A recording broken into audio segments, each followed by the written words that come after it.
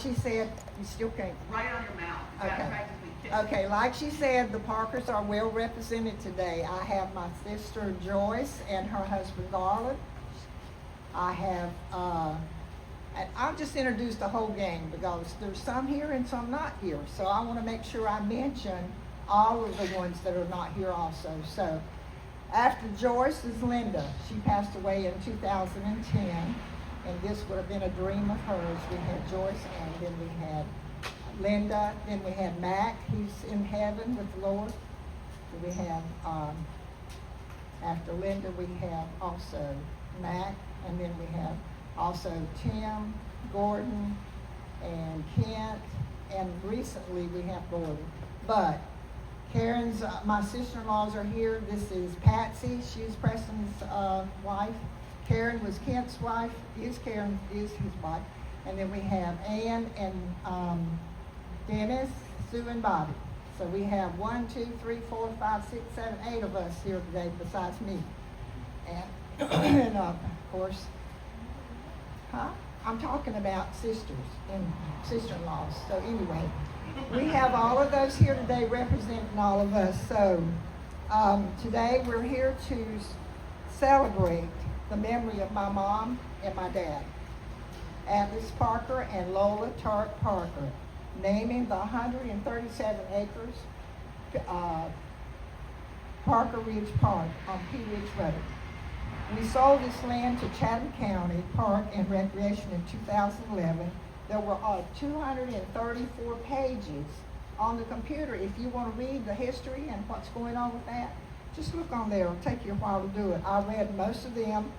The permits of every kind: soil testing, pond testing, soil erosion, flood control, diagrams, and others. So there's plenty of information. If you don't know what's going on with the park, just go on there sometime. When you're bored and you can't find anything to do, how about doing that?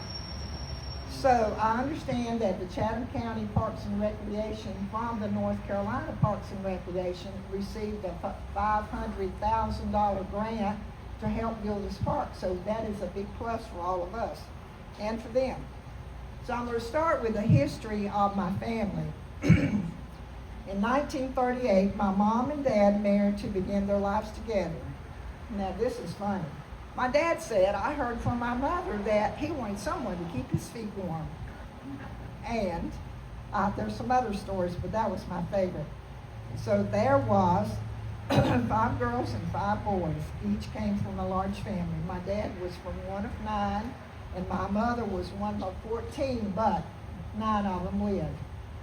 So in 1953, if I'm correct, during the Hurricane Hazel era, Dad bought 150 acres in Chatham County, 50 miles from our old home place in Johnson County. And we looked like the Clampets coming down the road from Beverly Hillbillies with all of our stuff behind on an old wagon or an old truck. So at age 13, I had new friends. We all had new friends, new schools, and Dad even rented some of Mr. Moody Wumble's land so that we would have more tobacco acreage. We didn't have enough on our farm not to support all those kids that he had to have, so we grew tobacco, cotton, corn, sweet potatoes, pumpkins, wheat, cucumbers, watermelons by the acres. We had cantaloupe, and my dad did a lot of truck farming, so that was his sideline. Seems like we had several gardens. There were 7 children, then later here came 10. Finished up. We had fishing ponds. I think eventually it was 5 on the farm. And then we had people were hunting on the farm, family and friends. We had fishing, and like I said, we have hunting. We didn't have any bicycles. We all could climb a tree 30 feet tall, but you can't have a bicycle. You know why? You don't want to break a limb. We don't have time for a person to get a broken limb. So we didn't get hurt. So if you wanted to ride a bicycle, you had to go up to Mr. Carr's family. He had a car about, the bicycle about a mile away. So we could, like I said, we could climb tall trees. We could jump out of the corn and the building where the corn and the hay was. We could jump out of that, and it was okay, but not a bicycle.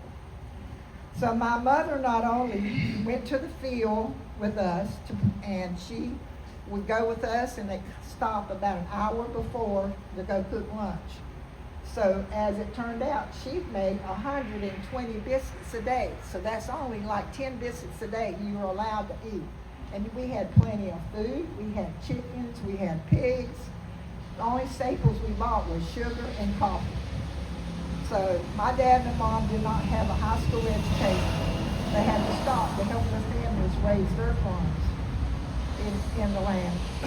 Dad was a very successful and a wise farmer. He owned land in Moncure, Surf City, and even sold land to Kissimmee, Florida. Just think, we could be living over in Disney World about now and not having to pay. So we still have reunions though at Surf City. It's been going on since 1976, I think I researched back. No one played sports. We didn't have time. No basketball, no football, no nothing. And the boys drove the school bus, and the girls worked in the cafeteria. Why not? A free lunch helped out. So who wouldn't do that? And after all, at one time we had 7 children in Moncure School. When I graduated, there were 6 behind me. It was work from sunup to sometime, and sometime even doing your homework in the closet if you thought you were going to get it done. And by a flashlight, we had cold biscuits with molasses to poke a hole in a biscuit, and that's what your dessert was. You just think about what the kids would do nowadays if you told them to go grab a biscuit and put some molasses in it. So anyway, that's where we learned our ethics, our work ethics. So I'm not going to name all what people did, but I will tell you this. There were 2 nurses, a railroad foreman, a plant foreman, a banker secretary, a plant supervisor that had a BS, that was Gordon, grading construction supervisor with his name on it, that was Mac. He had his name on his own Caterpillar. And even Mac had 2 of the guys were in the service, and Mac had got 2 bronze medals, so that was good. My dad died at age 67 of a massive heart attack. Sons Mac and Gordon and some of the grandchildren kept the farm going. He ran the store, which we had there as it's standing today, and then my mother had a diner that she kept open for several years. Now, she was the glue that held us all together, even until her death at 91 and a half. We still have our reunions at Surf City, and Dad was the disciplinarian. Buddy, when he spoke, you better move on because he was going to get your body. So you had to be good. Mom was the loving one. She was widowed for 31 years. Never drove a car, and voted when her first time when she was 90 years old. She loved gardening. She loved sewing, quilting, canning, freezing. She probably made at least 50 quilts, and she gave a lot of them away. And her famous thing was that she donated to fundraisers at New England Church. That was her home church. And we all made sure we got at least one of them. And when we were little, she made her clothes out of flower sacks. Y'all remember the flower sacks? We had beautiful prints.